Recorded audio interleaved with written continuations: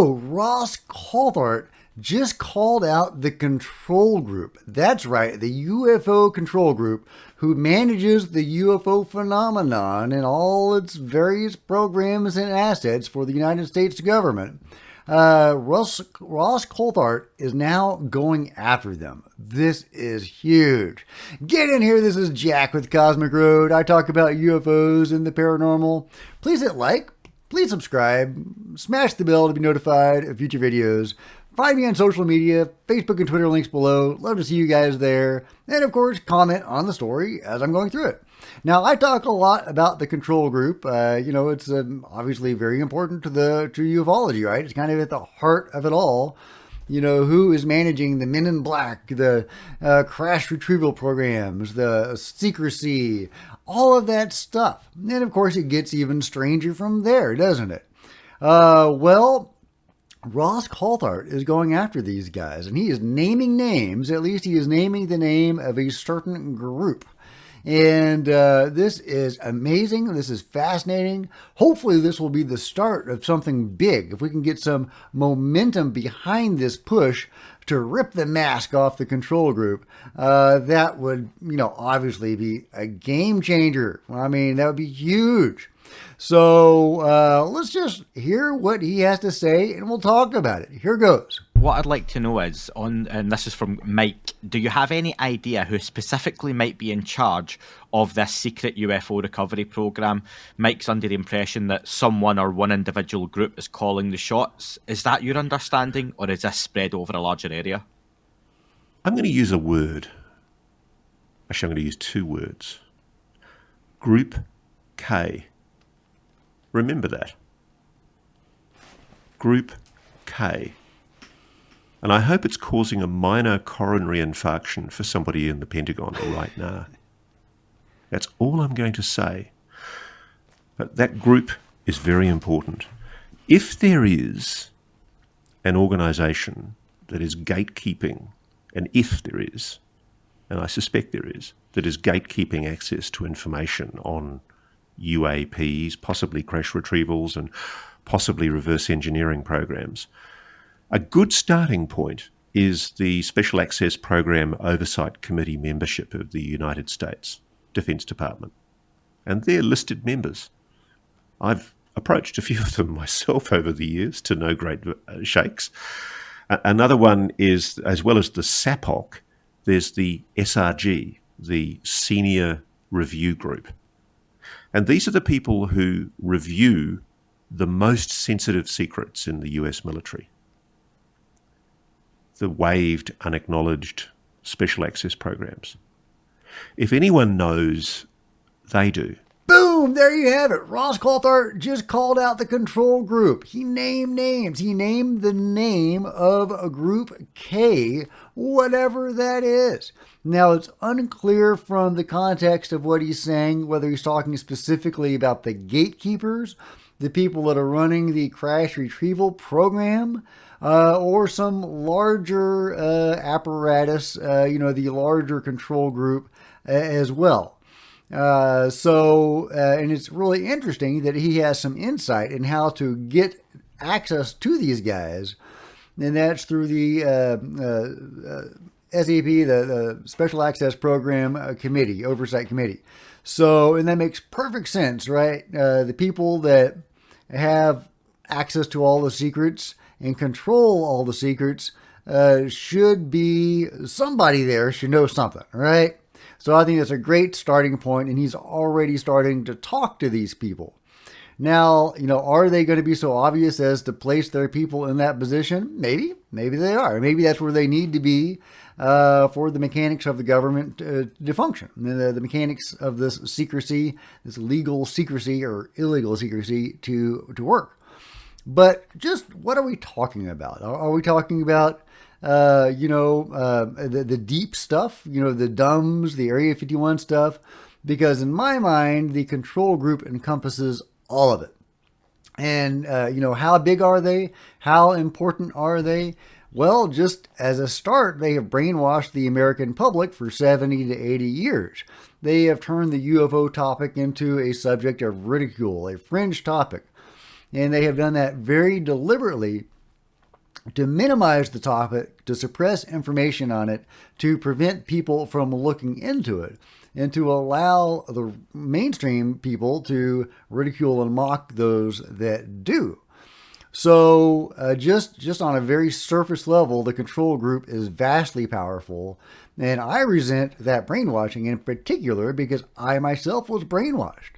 I was, controlled by the control group into believing their lies. And until Lou Elizondo and Chris Mellon and TTSA got those videos out in 2017, I didn't believe in any of this stuff. And that started me down my first rabbit hole, and went on to a whole bunch of other different rabbit holes. And, I've talked about that before, but so just on a very surface level, they're massively powerful. They have managed to suppress this information for a long time, sometimes brutally terrifying people, scaring people, possibly worse. In fact, almost certainly taking people out. Multiple insiders have talked about that. And, that seems to be a thing, unfortunately. So they are not just massively powerful, but they are lethal. And it takes some guts, I think, for Ross Coulthart to go after them. So I really applaud him for that.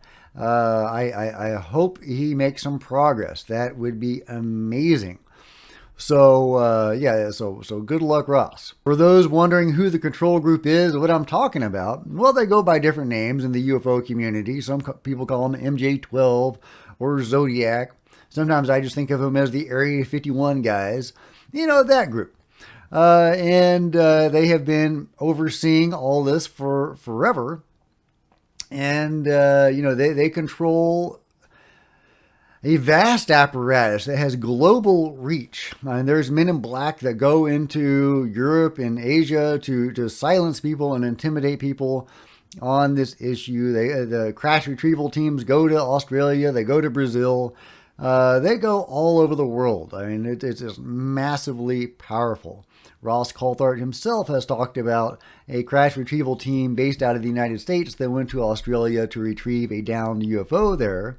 And it was operating nominally, at least, out of some sort of company, an aerospace company based out of Long Beach.